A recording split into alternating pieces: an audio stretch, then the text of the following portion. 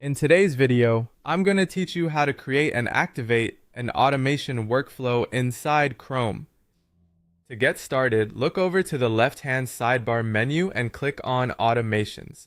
This is the area where all of your automated customer journeys and workflow sequences are managed.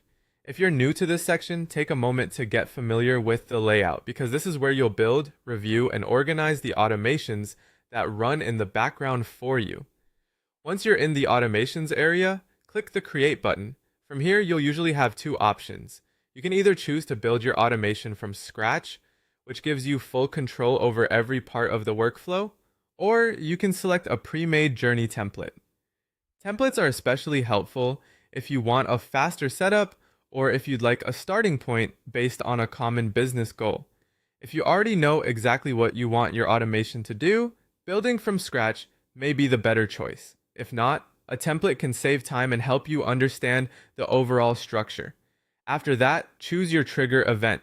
The trigger is the event that starts the automation. For example, this could be something like when a person signs up or when they buy a product.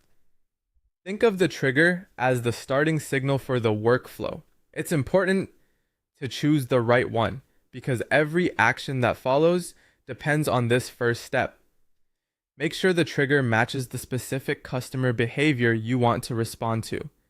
Next, begin building the journey path by dragging action steps into the visual timeline. These actions might include things like send email or add tag. This is where your automation becomes practical. Each action tells the system what to do after the trigger happens. As you place steps into the path, try to think through the customer experience in a clear order. For example, you may want communication to happen first, followed by organization actions like tagging. Keeping the sequence logical will make the automation easier to manage and more effective once it's live.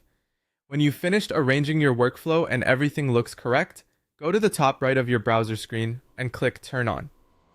This activates the automated sequence and allows it to begin running based on the trigger you selected. Before turning it on, it's always a good idea to quickly review the path to make sure each action is in the right place and nothing